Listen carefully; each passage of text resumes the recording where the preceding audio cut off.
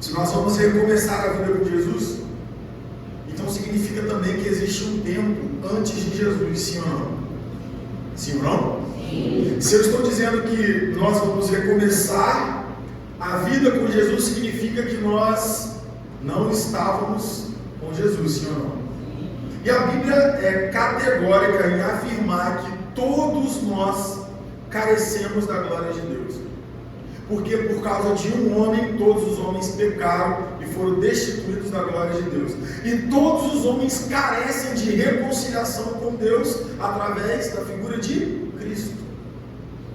Então você nasceu na igreja, não fica pensando que você não precisa, você também precisa. A Bíblia vai dizer, acho que na carta de Tito, que nós estávamos mortos em nossos pecados, em nossas transgressões, e nos considerávamos inimigos de Deus, por conta do nosso estilo de vida vazio. Então todos nós aqui, sem exceção, precisamos recomeçar a nossa vida com Jesus. Todos nós. E aí eu queria falar de um personagem, o nome dele é Saulo. Eu queria falar um pouco da história de Saulo antes de Jesus. Atos 8, versículo 3. Eu vou usar algumas referências bíblicas. Se você não quiser folhear a sua Bíblia, vou pedir para a galera ficar atenta e ir soltando comigo aos poucos. Atos 8, versículo 3, versão NVI, diz assim: Saulo, por sua vez, devastava a igreja, indo de casa em casa, arrastava homens e mulheres e os lançava na prisão. Eu vim aqui essa noite para falar da vida do apóstolo Paulo, mas que antes de Cristo era Saulo. E o texto acabou de dizer que ele devastava e perseguia a igreja. Você deve estar pensando, nossa, já pregaram muito sobre Paulo, muito sobre Saulo. Sim, é verdade, é um desafio muito grande pregar sobre ele. Mas com a graça de Deus a gente vai conseguir chegar no ponto alto da mensagem. Vamos para mais um texto? Atos 9, versículo 1 ao 3. Enquanto isso, Saulo ainda respirava ameaças de morte contra os discípulos do Senhor. Aí pula lá para o finalzinho do versículo 2 e diz assim: ó, ele se encontrasse ali homens ou mulheres que pertencessem ao caminho, à religião de Jesus Cristo, ele tinha autorização para poder levá-los presos para Jerusalém. Agora vamos para Atos 22, versículo 4. A gente está entendendo quem é esse cara que a gente vai falar sobre ele agora. Atos 22, versículo 4 diz assim: persegui os seguidores deste caminho até a morte, prendendo tanto homens como mulheres e lançando-os na prisão. Atos 22, 19. Está escrito o seguinte: eu respondi, Senhor, estes homens sabem que eu ia de uma sinagoga a outra, a fim de prender e açoitar os que creem em Ti. Atos 26, versículo 9 ao 11, está escrito assim: eu também estava convencido de que deveria fazer todo o possível para me opor ao nome de Jesus, o Nazareno. E foi exatamente isso que fiz em Jerusalém. Com a autorização dos chefes dos sacerdotes, lancei muitos santos na prisão. E quando eles eram condenados à morte, eu dava o meu voto contra eles.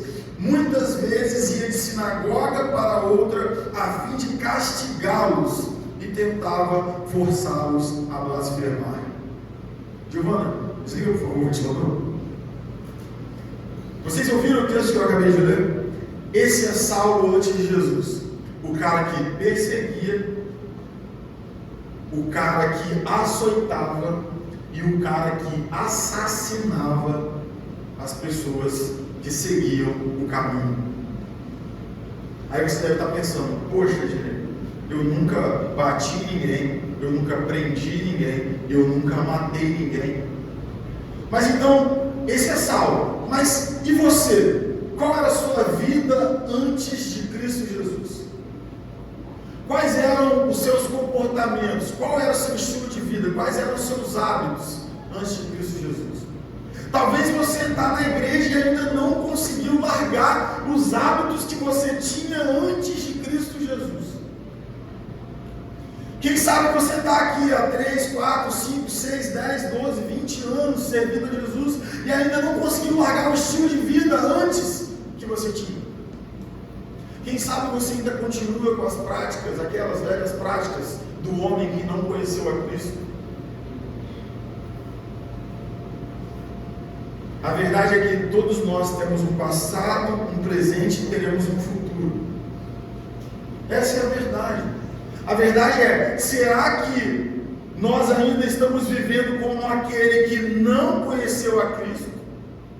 Será que as nossas atitudes estão apontando ainda para a velha criatura? Ou será que o nosso estilo de vida está apontando para aquele que nos chamou? Será que o estilo de vida que nós temos agora está apontando para um futuro glorioso na presença de Jesus? Recomeçando a vida com Cristo Jesus, todos nós temos um passado. Qual é o seu passado? Qual é a história que as pessoas precisam deixar de contar sobre você? Será que é a mentira? Será que é a ignorância? Será que é a cabeça dura? Será que é a falta de fidelidade? Será que é o quê? Qual é a história que as pessoas precisam parar de contar sobre você? Será que as pessoas precisam deixar de falar sobre a vida promíscua que você levou até antes de Cristo Jesus? Será que as pessoas precisam parar de falar que você não é aquele que aponta para Jesus, mas que esse estilo de evangelho que você está vivendo não aponta para Cristo, mas aponta ainda para um homem cheio de vaidade, cheio de grosseria? Qual é a história que as pessoas precisam parar de falar sobre você? Será que a história que as pessoas precisam parar de falar sobre você é: você só vive colocando a culpa nos outros? Nunca o problema é com você, sempre é alguém que te fez, alguém que falou, alguém que não falou, e você vai colocando a desculpa e vai saindo de igreja. Fica pulando igual macaco de galho em galho e não fica em lugar nenhum. Qual é a desculpa que você tem dado até agora que as pessoas precisam parar de falar sobre você? O pastor já disse que recomeçar é uma bênção, mas para recomeçar precisa deixar uma coisa velha para trás. Vocês lembram do texto que Paulo disse que começou a considerar como esterco todas as outras coisas depois de encontrar a Cristo? Significa que Paulo estava deixando todo o restante dessas coisas: perseguição, espancamento, assassinato, por ter encontrado algo melhor e mais prazeroso, que não cabia espaço para carregar as coisas do passado. Então deixa eu te fazer uma pergunta: por que você ainda tem carregado as coisas do seu passado? Será que o que você encontrou não é suficiente para te preencher, para fazer você largar? É uma análise que eu e você precisamos fazer todos os dias. É sério. Nós não conseguimos recomeçar algo novo levando algo velho. Quem aqui trabalha, levanta a mão. Beleza. Quando você entrou nesse trabalho, você trabalhava em outro lugar, levanta a mão. Quem saiu de um emprego para o outro, levanta a mão. Para você ter esse novo emprego, você teve que deixar o emprego velho para trás, sim ou não? Não vou perguntar sobre relacionamento, para não entrar numa área delicada. Mas é assim: para você ter algo novo e viver a experiência de algo novo, você precisa deixar algo velho para trás. Quem aqui tem mais de 2 tênis? Eu tenho certeza que o tênis mais velho tem ciúme do tênis mais novo, porque você deixa ele para trás. É assim: às vezes você tenta e fala, tá bom, dá para usar. As mulheres vão confirmar. Quem aqui é casada? Levanta a mão. seu marido tem uma peça de roupa de mais de 10 anos aí? E quando você diz para ele dar para alguém, o que ele diz? Ainda cabe, tá boa, tá nova. Aí se rasgar, o que ele diz? É só costurar. Não, se rasgou, não dá mais para costurar. Vira o short de dormir. Vira o short de pescar. Vira o short de... não sei. O homem tem esse problema. Às vezes ele quer ficar levando com ele muitas coisas.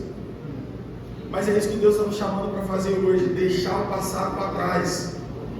Deixar essa história que estavam contando sobre a gente para trás. Porque para recomeçar, tem que deixar o velho para trás. Quantos estão aqui? Digam amém. Amém. Paulo não tinha um passado, sim ou não? Sim. Mas ele decidiu deixar para trás para viver o novo de Deus, para recomeçar uma vida com Cristo. Será que para você é mais difícil do que para Paulo largar o passado? Esse cara era assassino, esse cara era perseguidor da igreja, esse cara batia nos crentes. Ei, será que essa situação que você está presa nela é mais difícil de largar do que a situação que Paulo teve que largar? Será? Eu não consigo acreditar que alguém aqui chegou a esse nível de situação. Vamos deixar para trás? Vamos deixar para trás? E o ano do recomeço vai falar sobre isso. As velhas atitudes e os velhos hábitos precisam ficar no ano que passou. A sua história mudou de nível, você não vive mais dessa história. E o pastor falou aqui de pessoas que trazem traumas de 10 anos atrás. Não pode.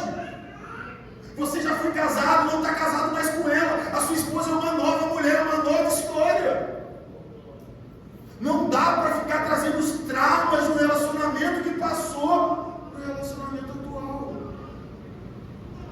Não dá para ficar fazendo essas coisas mais. Deus está nos chamando para recomeçar.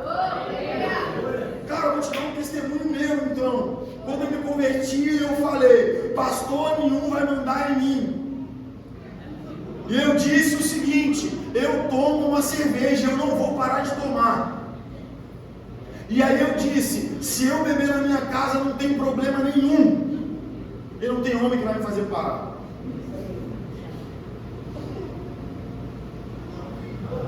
Eu olhei para minha esposa e falei: eu vou tomar cerveja em casa, não tem problema nenhum. O problema é quando eu ia para a rua e fazia o que eu fazia. Então eu vou tomar um gelado de casa e pronto, acabou. Aí foi passando um tempo, aí eu falei: acho que eu vou comprar sem álcool. Mas eu não tinha tomado não, eu só tinha falado, mas não tinha tomado. Aí eu falei: eu acho que eu vou comprar sem álcool. Aí, vou falar porque não vai constranger. Aí minha irmã casou no cartório. Minha irmã casou, meu melhor amigo casou com a minha irmã. E acredite, o melhor amigo pega a sua irmã.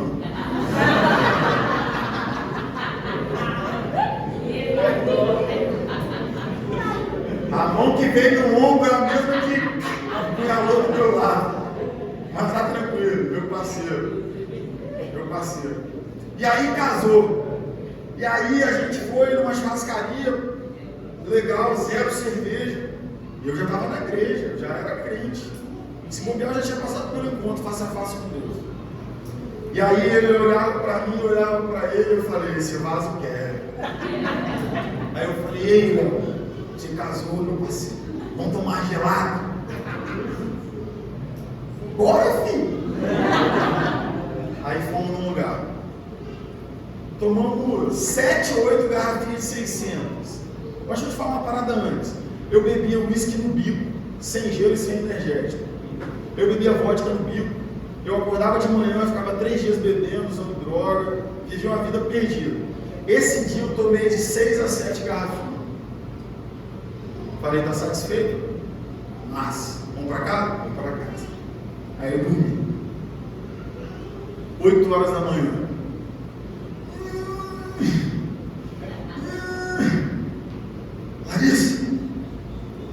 Hoje, nunca mais eu bebo. Ressaca espiritual e moral. Deus falou para mim: o seu corpo não é mais espaço para droga, nem para bebida, nem para nada assim. Ninguém me mandou parar. Eu acordei, mandei um zap para o pastor: pastor, virei crente. Nunca mais botei uma gota de álcool na minha boca. Nenhum homem me mandou parar. O próprio Espírito Santo falou comigo.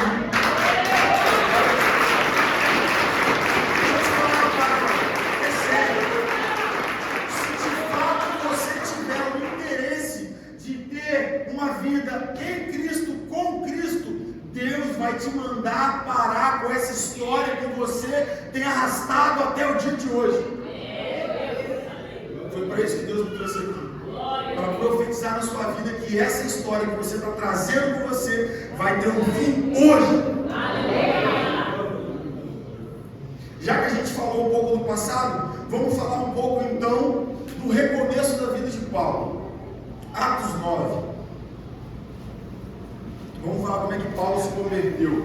Uma passagem que muitos conhecem, a gente vai fazer a leitura dela. Atos 9, versículo 1.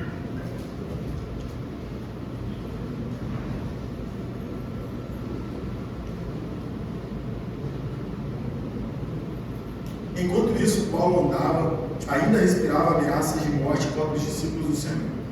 Dirigindo-se ao sumo sacerdote, pediu-lhes carta para as sinagogas de Damasco, de maneira que, caso encontrasse ali algum homem ou mulheres que pertencessem ao caminho, pudesse levá-los presos para Jerusalém. Em sua viagem, quando se aproximava de Damasco, de repente brilhou ao seu redor uma luz vinda do céu.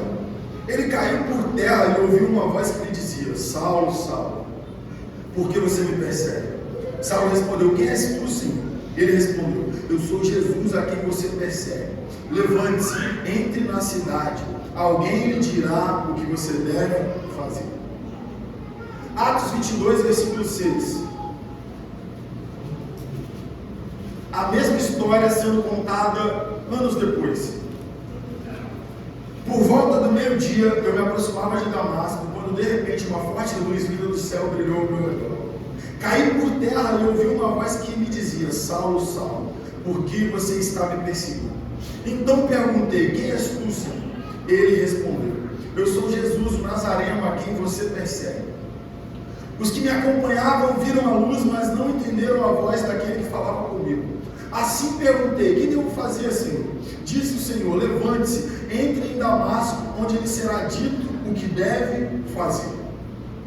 Atos 26, versículo 12 até o 18. Numa dessas viagens eu estava indo para Damasco, com autorização e permissão do chefe dos sacerdotes. Por volta do meio-dia, ó rei, aqui ele está falando para o rei Festo, tá? Ó rei, estando eu a caminho, vi uma luz no céu, mais resplandecente que o sol, brilhando ao meu redor e ao redor dos que iam comigo. Todos caímos por terra. Então ouvi uma voz que me dizia em aramaico: Saulo, Saulo, por que você está me perseguindo? Resistir ao aguilhão só lhe trará dor.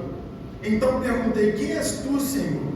Respondeu o Senhor: sou Jesus a quem você está perseguindo.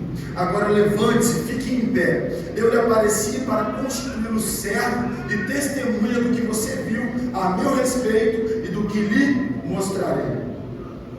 Eu o livrarei do seu próprio povo e dos gentios, os quais eu o envio, para abrir-lhes os olhos e convertê-los das trevas para a luz, e do poder de Satanás para Deus, a fim de que, com o propósito de que, recebam o perdão dos pecados e herança entre os santificados pela fé em mim.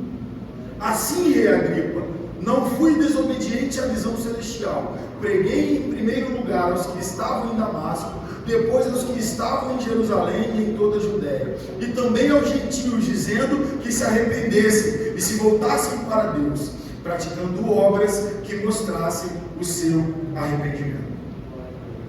A mesma história contada de maneira diferente. Aí eu queria abrir um paralelo aqui. Você já percebeu que cada vez que você conta uma história, você consegue dar mais detalhes sobre ela? Porque você começa a perceber coisas que você não viu. Lembra a história do filme? Quando você vai vendo ele repetidas vezes, os seus olhos vão se aguçando para coisas que você não tinha visto. Exemplo, o Flávio viu a namorada pela primeira vez. Achou bacana. Agora ele vai vendo, ele vai descobrindo mais motivo para amá-la mais. A mesma coisa com todos os casais aqui. Essa é a verdade. Quanto mais a gente fala ou se aproxima dessa coisa, mais detalhes a gente consegue perceber dessa coisa. E aí é legal porque geralmente se prega Atos, a conversão de Paulo em Atos 9, mas ele fala também em Atos 22 e Atos 26. E aí que entra o diferencial da história. Porque quando Jesus aparece para Saulo, ele cai, ele conta pela primeira vez, a história dá poucos detalhes de como foi a conversão.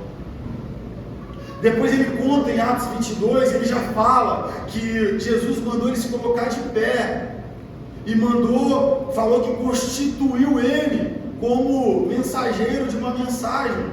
E aí em Atos 26 vai falar que ele vai ser enviado para o seu povo e para os gentios, e que para ele é duro resistir ao aguilhão, vai trazer dor. A história da sua conversão também é assim. Quando você aceitou Jesus, quando você levantou a sua mão, quando você tomou essa decisão de se converter, você percebeu que uma coisa mudou. Mas os anos vão passando e você vai percebendo que não foi só aquilo que mudou. Por exemplo, eu achava que era sobre não usar drogas, sobre não fumar, sobre não fazer muitas coisas. Hoje eu conto a história da minha conversão sabendo que Deus me resgatou com um propósito muito maior do que não fazer algumas coisas. Então, quando eu for contar a história da minha conversão aqui, em 2016, no mês de junho, no dia 26 de junho de 2016, não é sobre o diácono Sérgio, o diácono Silas, pastor Wagner e Marcos tocando louvor. É sobre naquele dia Deus derramando uma unção poderosa sobre mim. E eu consigo contemplar que naquele dia Deus estava me entregando coisas maiores do que eu achei que eu estava recebendo. Esse é o nosso Deus. Como que foi a história da sua conversão? Você acha que você teve uma decepção, você veio até a igreja, e aí uma palavra ministrou no seu coração e você levantou a mão e foi só isso? Não foi. Não foi para isso que Deus te resgatou. O recomeço que Deus tem para nós não é só para isso. E eu queria te incentivar a tentar lembrar ou trazer de novo a memória do seu dia, aquele dia, o dia mais importante da sua vida. Quais foram as promessas que você fez quando você terminou de aceitar Jesus? Eu vou viver para Cristo. Eu vou queimar minha vida inteira para Cristo. Eu nunca mais vou fazer isso. Os meus amigos, eu vou voltar lá. Os caras que eu conheço, um dia eu vou pregar para eles. Os caras que eram assim, eles um dia vão conhecer o que eu conheci. A minha família vai ser alcançada através da minha vida. Quais foram as promessas que você fez naquele dia? O que Deus falou para você naquele dia? Qual foi a mensagem que Deus lançou no seu coração? Porque Paulo, os anos vão passando e ele vai lembrando cada vez mais, com mais detalhes e riqueza de detalhes, como foi a história da conversão. Ele vai lembrando como que foi o chamado, como ele ouviu a voz. Olha a riqueza de detalhe. No último texto que nós lemos, ele disse: e ele me chamou em aramaico. Olha, os anos vão passando, ele vai lembrando até o idioma que Deus falou com ele. E às vezes vai passando o tempo, você nem lembra mais o dia que você aceitou Jesus. Você não lembra mais como foi, qual igreja foi. Você não lembra a roupa que você estava. Eu estava com uma calça jeans, uma camisa rosa da Tommy e um sapatênis da Riff. Os anos vão passando e você vai perdendo a memória do dia mais importante da sua vida. E não pode ser assim. Nós tínhamos uma vida antiga antes de Cristo Jesus. Mas Deus começou a escrever novamente a nossa história. Nós começamos a dar um passo na direção da glória de Deus. Nós decidimos recomeçar a nossa vida com Cristo Jesus. Nós decidimos recomeçar a vida com Cristo Jesus. E a gente não pode perder essa riqueza desses detalhes. Você tem que lembrar como você chegou nesse lugar. Você precisa lembrar todos os dias como você chegou nesse lugar. Não para viver o passado, mas para ter gratidão e saber que Deus te arrancou de um lugar terrível. Não é para viver na história, choramingando pelo passado, mas é para olhar para trás e falar: eu não quero nunca mais esse estilo de vida. Eu não sirvo mais para essas coisas. O que eu quero é a glória de Deus. Eu não quero mais gastar minha vida para satisfazer as obras de Satanás. Foi isso que Paulo disse. Jesus apareceu para ele e disse, lá no capítulo 22, está escrito assim: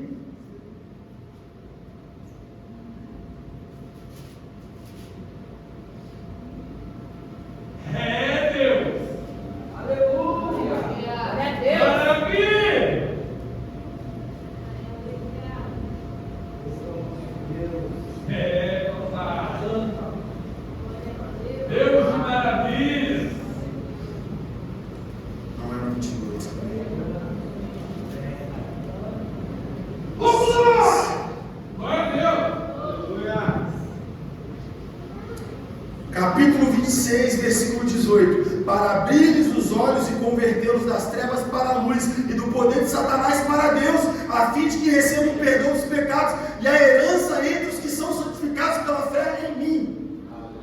Ele te chamou aquele dia para te tirar do domínio das trevas e te transportar para o reino da luz, para você receber o perdão dos seus pecados e a herança dos santificados pela fé nele.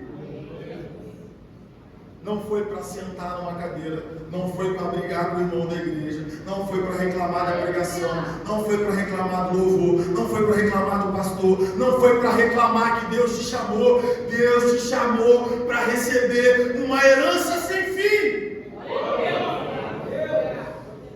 Deus te chamou para te tornar a pessoa mais rica da terra. Deus não te chamou para dar carro, dar casa, mulher, filho. Deus te chamou para perdoar os seus pecados e para te dar uma herança nele. Filho é bênção, mulher é bênção, casa é bênção, carro é bênção, tudo é bênção. Mas o que é herança de verdade é só o céu. Sabe por quê?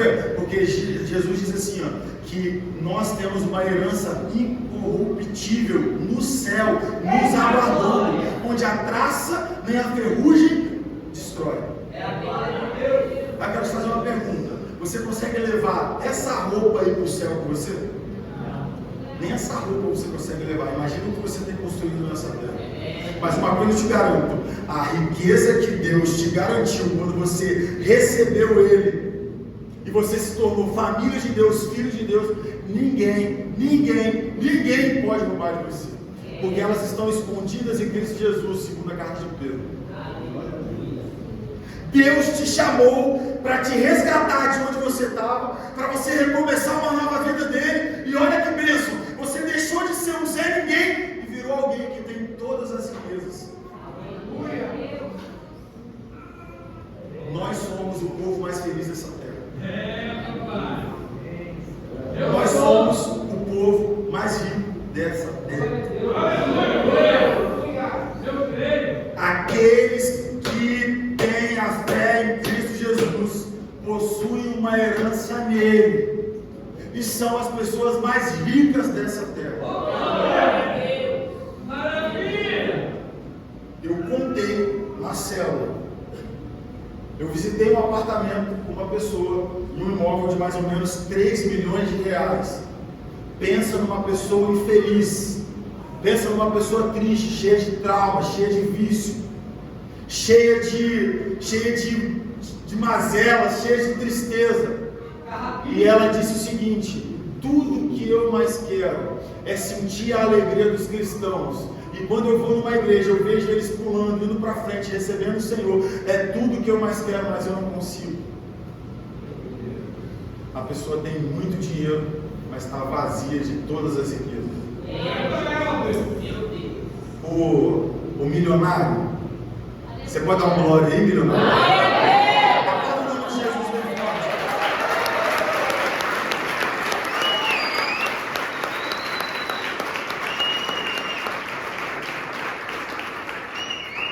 Agora é o seguinte, o Senhor encontrou com Saulo, o Senhor transformou a vida dele, entregou a mensagem que ele ia carregar, apareceu para ele, mandou a letra para ele, ó, você vai anunciar esse evangelho, você vai falar para esses caras sobre a minha pessoa, e eu vou perdoar os pecados deles, e vou dar uma herança para eles top.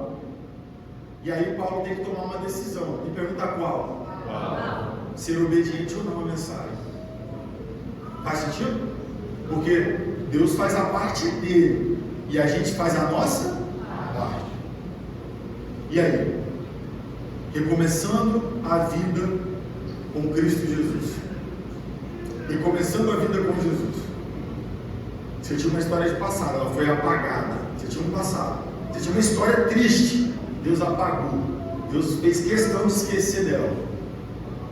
E aí, você lembrou do dia. Talvez para alguns está sendo agora. Talvez foi semana passada, eu não sei o tempo.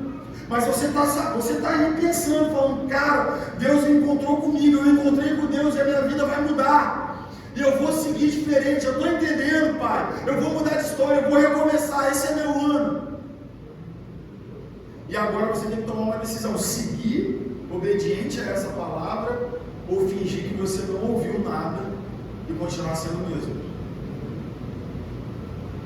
Eu já falei sobre essa frase várias vezes, tem na minha Bíblia, e é assim: um homem, quando ouve as verdades de Deus, inspiradas pelo Espírito Santo, ou eles obedecem e seguem em frente, ou eles desobedecem e morrem mais um pouco. O que Cristo está querendo dizer? O que o escritor está querendo dizer? O que o Espírito Santo está querendo dizer? Se nessa noite o Espírito Santo está falando algumas verdades no seu coração, você só tem duas coisas para fazer: ou você obedece e segue em frente, ou você vai desobedecer e correr mais um pouco na fé. E não tem como fugir dessas duas situações, é uma bifurcação. Ou você vai para o caminho da obediência, ou você vai para o da desobediência e vai morrer mais um pouco.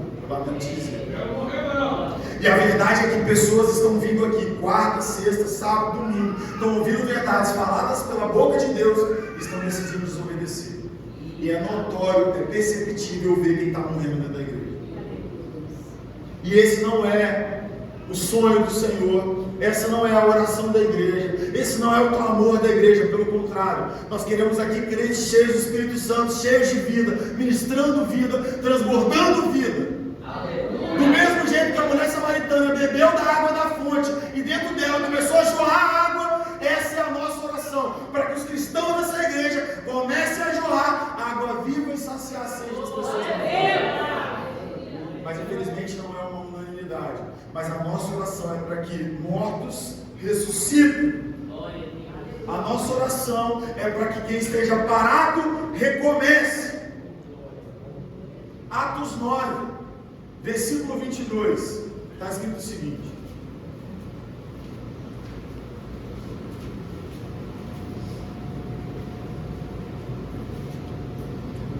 o texto diz assim: todavia Saulo se fortalecia cada vez mais e confundia os judeus que viviam em Damasco, demonstrando que Jesus é o Cristo. Como viver o recomeço? Como viver o recomeço? Demonstrando para as outras pessoas que Jesus é o Cristo. Todavia Saulo se fortalecia cada vez mais e confundia os judeus que viviam em Damasco, demonstrando que Jesus era o Cristo. Como viver o recomeço, Gabriel? Demonstrando para todo mundo que te observa que Jesus é o Cristo. Como, Jonathan, viver o recomeço na sua vida? Demonstrando para os seus amigos que Jesus é o Cristo.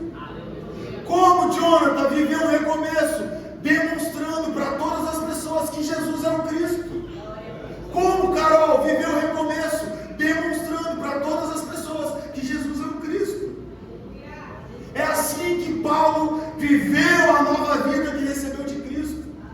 Bíblia vai dizer que ele ficou lá, comeu, se fortaleceu, batizou e logo depois começou a pregar na sinagoga e convencer, a confundir e apontar, a demonstrar que Jesus era o Cristo. Você não foi chamado para ser aquele cristão 007 que ninguém sabe. Você não foi chamado para ser um cristão secreto. Pelo contrário, você foi chamado para ser vitrine. Aí antes que você fale, não, tem que ter humildade, porque isso e aquilo, a Bíblia diz que não se coloca uma cidade escondida, não se bota uma lamparina escondida debaixo de uma cama, pelo contrário, se bota no topo do alto monte. Vai reclamar com Cristo, que disse o seguinte: as suas boas obras apontam para o Pai que está no céu. Como então que as pessoas vão glorificar o nome de Jesus? Quando eles verem na sua vida as obras que apontam para o Pai. E como que eles vão ver se você está dizendo que não pode? Para com esse evangelho. Esse evangelho de ai, não pode. Ai, não pode. Deixa eu te falar um negócio. Se o seu coração estiver interessado em aplauso, aí você está enrolado. Agora, se o seu coração estiver interessado em fazer aquilo que Deus mandou, Ele vai dizer assim: vocês já têm boas obras para andar nelas antes da fundação do mundo. Ele diz assim: eu fiz boas obras para que vocês andassem nelas antes da fundação do mundo. Jesus disse assim: se vocês não creem em mim, creiam pelo menos nas obras do meu Pai. Se ninguém falasse sobre a vida de Jesus, ou sobre os milagres que Paulo fez, Pedro fez, qual história que a gente já leu hoje?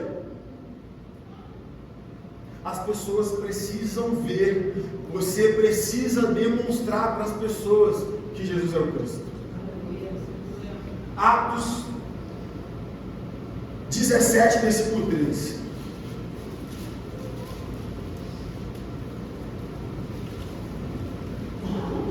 Vou ler a partir do 2. Segundo o seu costume, Paulo foi à sinagoga e por 3 sábados discutiu com eles com base nas Escrituras, explicando e provando que Cristo deveria sofrer e ressuscitar dentre os mortos. Como recomeçar com Jesus? Explicando e provando que Jesus deveria morrer e ressuscitar para perdoar, para reconciliar o homem com Deus. Como viver o recomeço com Jesus? Como recomeçar uma vida com Jesus? Comece a explicar para as pessoas e provar para as pessoas que Jesus veio na terra como um homem, tomou o nosso lugar, sofreu as nossas dores e que hoje está à direita do Pai, intercedendo por nós, advogando em nosso favor. Comece a explicar as Escrituras para as pessoas. Vocês vão lembrar dos discípulos indo embora no caminho de Emaús. A Bíblia vai dizer que Jesus encontrou eles no caminho e começou a explicar as Escrituras desde lá atrás de Moisés. Foi explicando que o Cristo deveria sofrer. E aí os caras começaram a entender o mistério, mas não reconheceram Jesus. Mas Jesus foi lá na criação, veio explicando tudo nos profetas, fazendo todo o caminho para mostrar para eles que aquele Jesus que tinha morrido, que até então não tinha ressuscitado, era o verdadeiro Cristo. E aí você conhece a história. Jesus fez, vários milagres, e ele morreu. Aí sabe o que acontece? As pessoas começaram a desacreditar daquilo tudo que ele fez. E não eram as pessoas que seguiam, não. Eram os caras que eram discípulos dele. Porque os caras estão indo embora, e se você ler o texto, acho que é Mateus 24, posso estar errado, ou 25. O texto vai dizer que esses caras contam assim, porque eles não reconhecem Jesus. E aí, eles dizem assim: vocês não ouviram o que aconteceu agora na cidade? Todo mundo está sabendo. Aí Jesus pergunta o quê? Aí eles falam: não, é porque nos foi revelado o Cristo e tal, então não sei o que lá, não sei o que lá, mas ele foi sepultado. Eles estão contando uma história de um Cristo derrotado.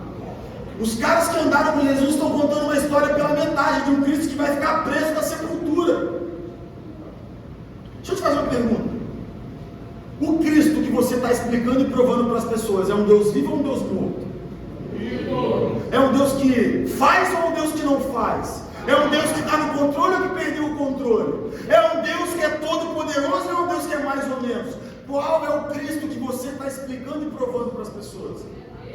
Porque o Cristo que Ele mandou que nós explicássemos e provássemos para todo mundo é o Cristo que desceu do inferno, tomou a chave da morte e hoje reina.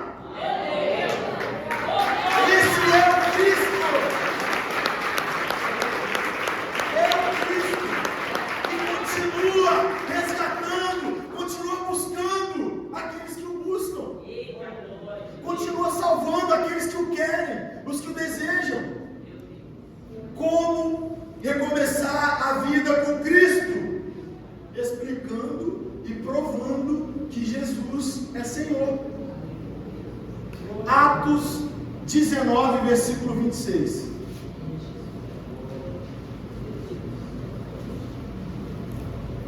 Vou começar a ler do 24. Atos 19, verso 24.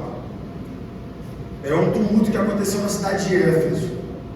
Um ourives chamado Demétrio, que fazia miniaturas de prata do templo de Artemis e que dava muito lucro aos artífices, reuniu-os com os trabalhadores dessa profissão e disse: Senhores, vocês sabem que temos uma boa fonte de lucro nessa cidade.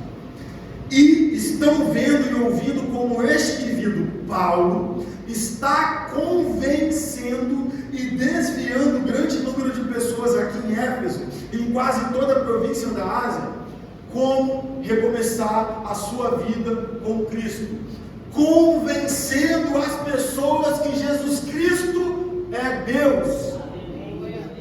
Convencendo, primeiro você começa demonstrando, você vai demonstrando: olha, ele fez isso na minha vida, ele fez isso na minha vida, ele fez isso na minha vida.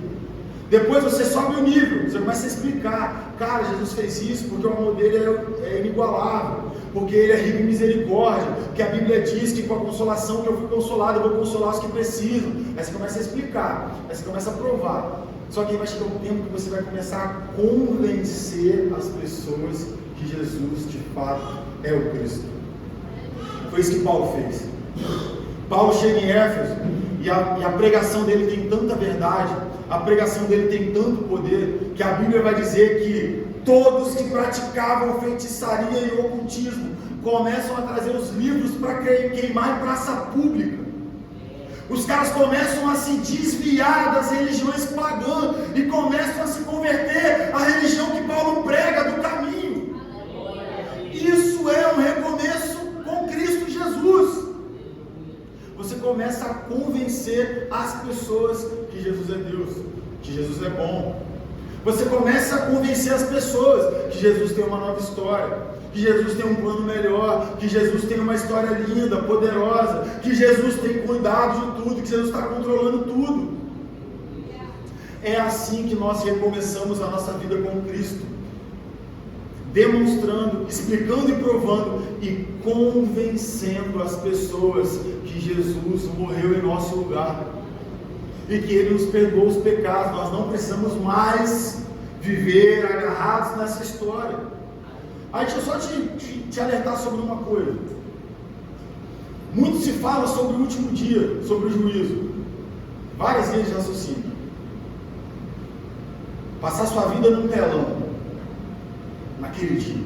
Deixa eu te falar um negócio. Se Jesus chegar no último dia e estiver preocupado, se Deus chegar no último dia e estiver preocupado em expor os seus pecados publicamente, Ele anula o sacrifício do Filho. Porque a Bíblia vai dizer que o sangue de Jesus nos lavou e nos purificou. Deus não está preocupado com o seu e com o meu pecado. Deus está querendo saber o que nós fizemos com a vida nova que Ele nos deu. Recomeçando a vida com Cristo não é se preocupar em pecar, é fazer aquilo que Ele mandou a gente fazer. Lembra que Ele entregou uma mensagem para Paulo? Você vai levar a mensagem. Eu vou enviar você aos daqui e aos gentios. Você vai anunciar para eles que eu vou perdoar os pecados. A vida com Deus não é sobre cuidado para não pecar. A vida com Deus é cuidado para não aproveitar a vida que Ele te deu. Não é sobre eu não posso beber. É sobre eu devo evangelizar. Não é sobre eu não posso fumar. É eu preciso ganhar vidas para Jesus. Não é sobre eu não posso trair. Não, é sobre fazer aquilo que Ele me chamou para fazer. É sobre isso. Cristo mandou o Filho morrer em nosso lugar, não para a gente ficar preocupado com o pecado, porque isso Ele resolveu. Ele mandou o Filho para te dar uma nova vida, uma qualidade de vida, para você apontar para o Filho, e o Filho apontar para o Pai, e nós ajudarmos a toda a humanidade a chegar no caminho da reconciliação. Essa é a mensagem que nós carregamos, é a mensagem da reconciliação. Paulo, aquele que prendia, açoitava e matava, lembra? O passado é o homem agora que está demonstrando, explicando, provando e convencendo pessoas. E aí, Saulo, quando você vai se tornar Paulo? E aí, Saulo, quando você vai se tornar Paulo? É sobre isso. O culto não acabou, se coloca sobre os seus pés. Se coloca sobre os seus pés. Pode apagar a luz, seu mistério de louvor. Fique aqui comigo, fique aqui comigo. Atos 26. A Bíblia é maravilhosa. E se a gente ficar atento aos detalhes, a gente vai percebendo coisas poderosas que Deus quer falar com nós. Fique aqui, fique comigo, o culto não acabou. Atos 26, versículo 14, está escrito assim: todos caímos por terra, os homens que estavam com Saulo.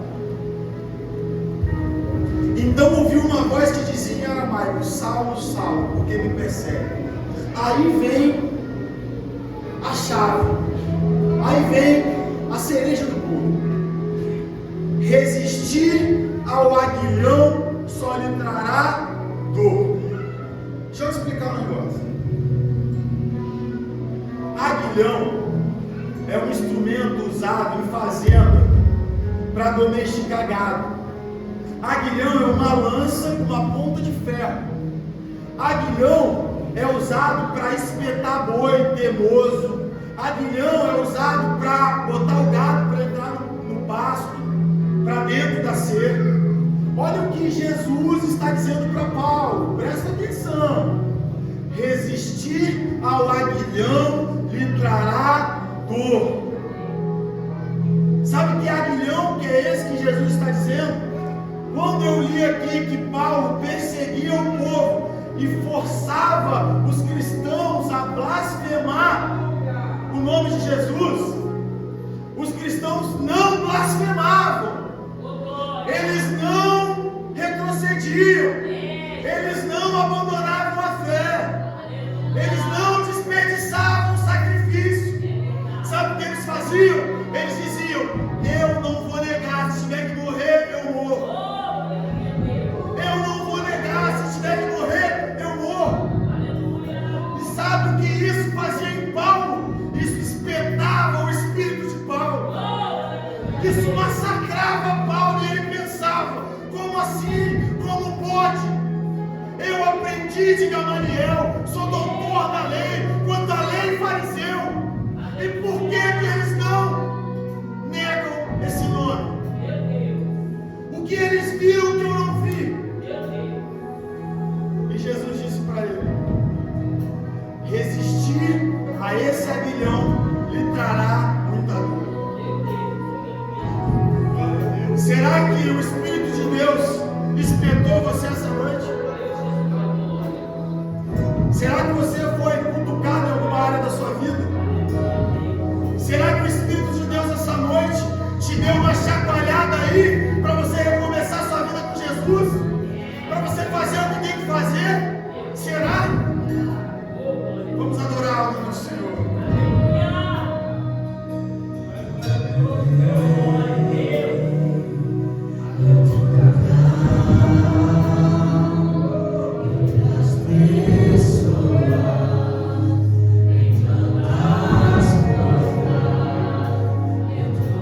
Yeah.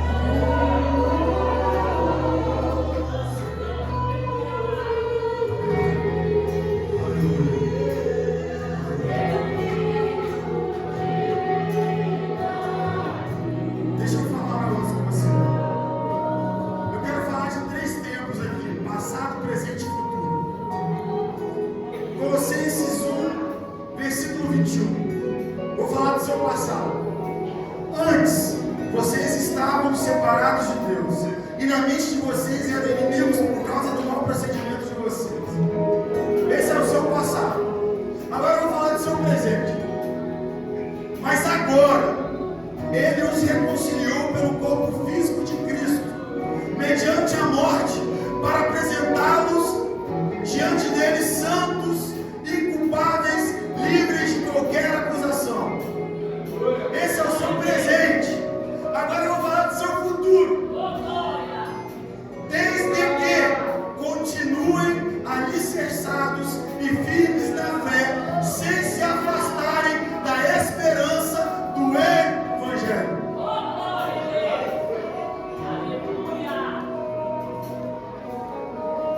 Existe alguém no nosso meio que chegou aqui com a história do passado, inimigos de Deus, longe, na mente se considerando inimigos de Deus por causa do mau procedimento, mas que agora entendeu que pelo corpo físico de Cristo foi reconciliado com Ele e deseja essa noite aceitar o Senhor Jesus como seu único e suficiente Salvador. Eu queria que você levantasse sua mão, quero orar por você. Se você entende que o recomeço da sua vida tem que ser com Jesus, não pode ser de outra maneira. Você tem que largar o passado, largar essa inimizade com Deus, largar essa história para trás. Eu quero te convidar, eu quero te encorajar a vir aqui na frente. Eu quero orar por você. Você que já foi um salvo da vida e que entende que Deus quer mudar a sua história, para escrever através dela uma história linda, eu queria te convidar a vir aqui na frente. Existe alguém que estava afastado dos caminhos do Senhor, estava longe, distante, e que nessa noite entende que Deus te trouxe aqui para você reconciliar com Ele pelo corpo físico de Cristo e recomeçar uma história com Ele. Queria te convidar, se você viesse aqui na frente, você levantasse sua mão. Cadê você? Você que entende que Jesus está te chamando